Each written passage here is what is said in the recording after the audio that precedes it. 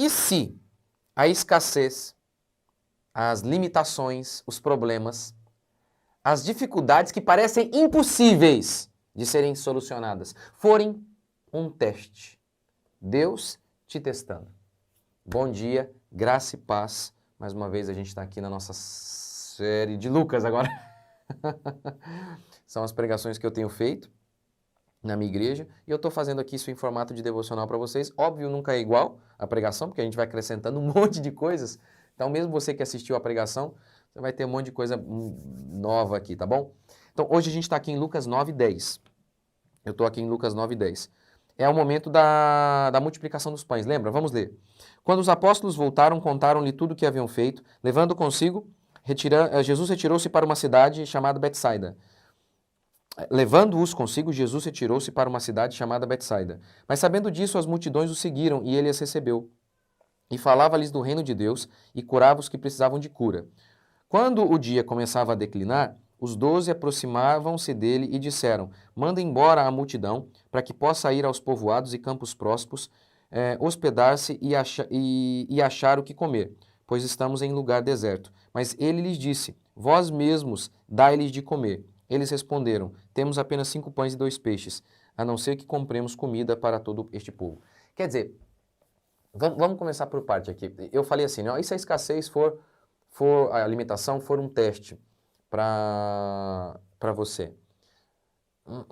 Antes disso, deixa eu me falar disso aqui, ó. Acho que eu vou falar só disso aqui, o que eu comecei eu vou falar amanhã. Você nota que Jesus havia pregado para o povo. Jesus havia pregado. E o povo, os discípulos falaram: Senhor, estamos no deserto, não tem comida aqui para todo mundo, despeça as pessoas. E Jesus não, ele ficou preocupado, ele falou: olha, vamos dar de comer para esse povo. Como que Deus se preocupa com o todo do seu povo? Não apenas com a parte espiritual, que é a parte mais importante. Os discípulos pensaram: eles já receberam a palavra, o pão que desceu do céu. Agora, o pão da terra, não, que eles se virem. Não, Jesus também supriu. Por que isso é importante falar? Porque nós temos hoje essas igrejas que só falam do pão da terra. Só estão preocupadas com o pão da terra. Só estão preocupadas com as coisas materiais. E aí, a gente pode cair no absurdo que eu ouvi um dia de um pastor, que é um pastor assim, poxa, que eu acho muito bom. Ele falou assim: eu não estou preocupado se você tem o que comer, com a sua vida financeira. Eu não estou preocupado com isso. Eu estou preocupado que você ouça a palavra de Deus. Parece muito bonito isso. Mas isso não é cristão. Às vezes isso acontece conosco. A gente ouve tantos mentirosos, esses falsos pastores, que para responder a eles, nós respondemos ao erro deles com outro erro. Jesus nos ama. Ele prometeu suprir as nossas necessidades financeiras. Lá em Mateus ele disse isso. Não andeis ansiosos pelo que haveis de comer, beber ou vestir. Não andem. Busque o reino. É verdade isso. O reino, vocês devem vir aqui por conta do reino. Busquem o reino e a justiça e estas coisas serão acrescentadas. Ele prometeu suprir. No Antigo Testamento, ele sempre prometeu suprir Israel. Por exemplo, no deserto, ele mandou o maná, ele fez água brotar da rocha, ele mandou codornizes trazerem carne.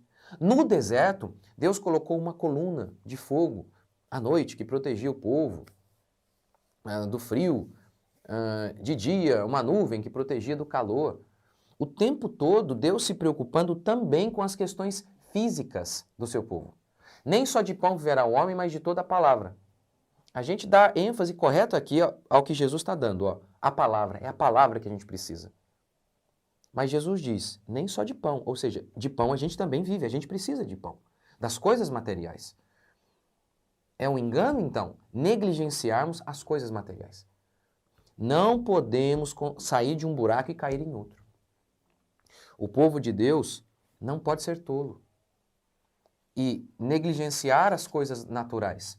Focar tanto no espiritual que a parte natural se esquece. Quer dizer, eu nem gosto dessa expressão, focar no natural e a parte natural.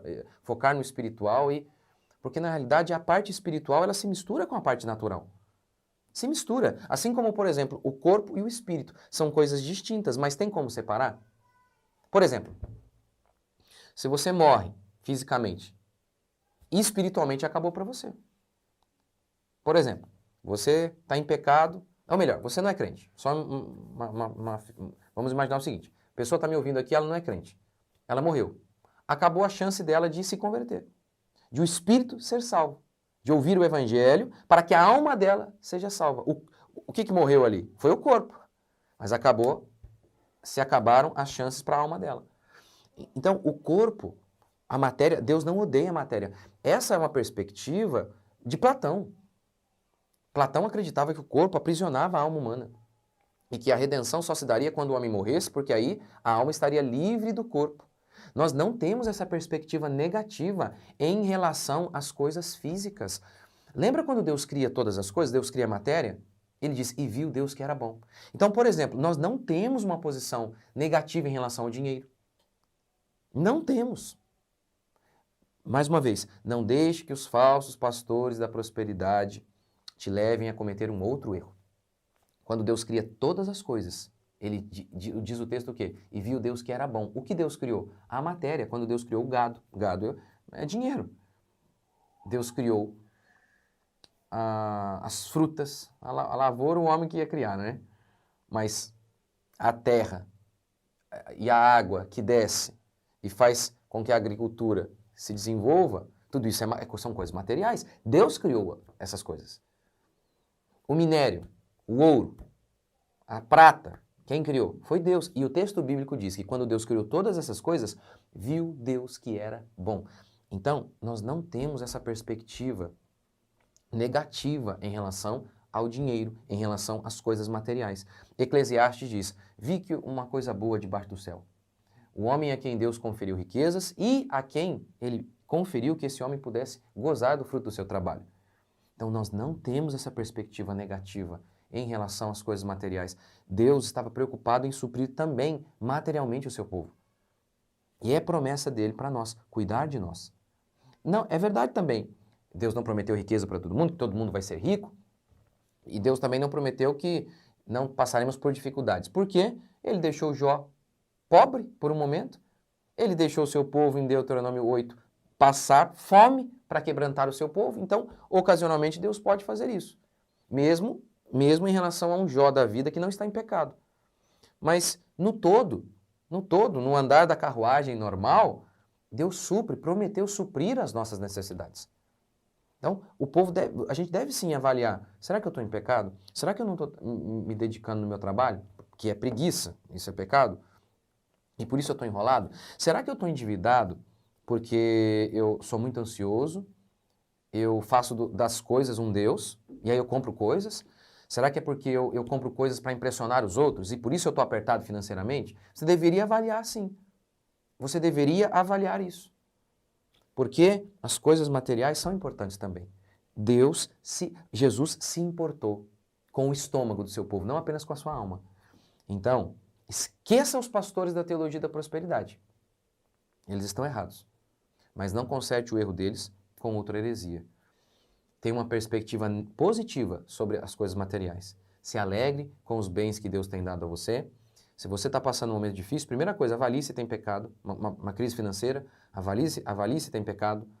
Veja se você está se dedicando. Veja se você está sendo inteligente.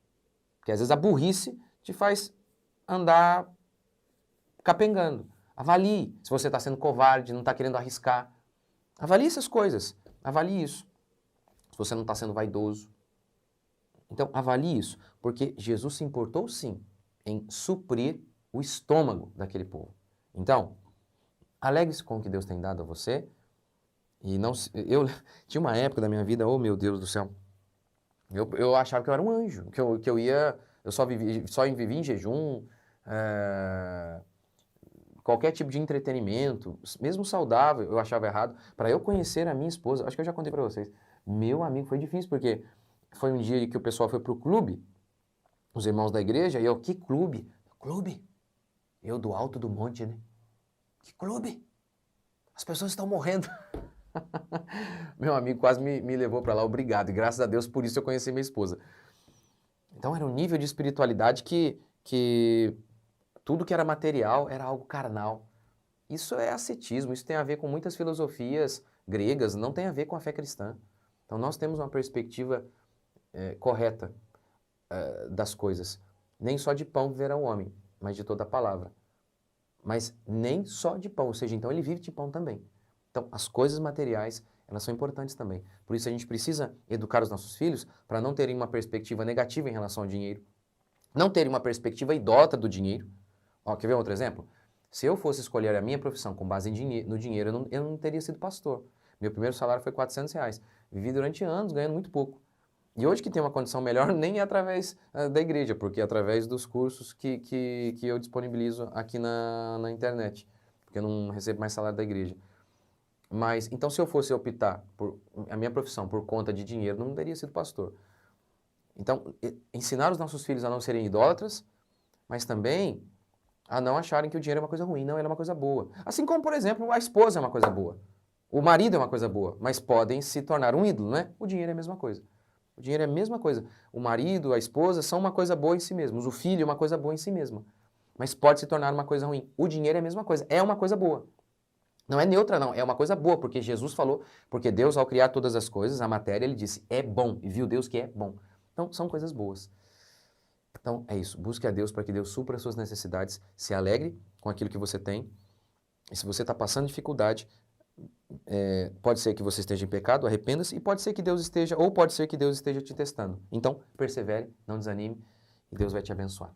Senhor Deus e Pai, te agradecemos, eu oro por aquelas pessoas que estão hoje passando dificuldade financeira. Supre as necessidades deles. Aqueles que estão em pecado, que o Senhor os leve ao arrependimento. Aqueles que estão simplesmente sendo testados pelo Senhor, que o Senhor dê forças a eles, para que eles possam passar na prova e olhar para trás e ver a mão do Senhor agindo na vida deles. Supre de maneira sobrenatural aquele que está passando um apertado agora, Pai. Supre mesmo. Aqueles que estão endividados por conta de vaidade, por conta de arrogância, leve-os ao arrependimento e transforme-os.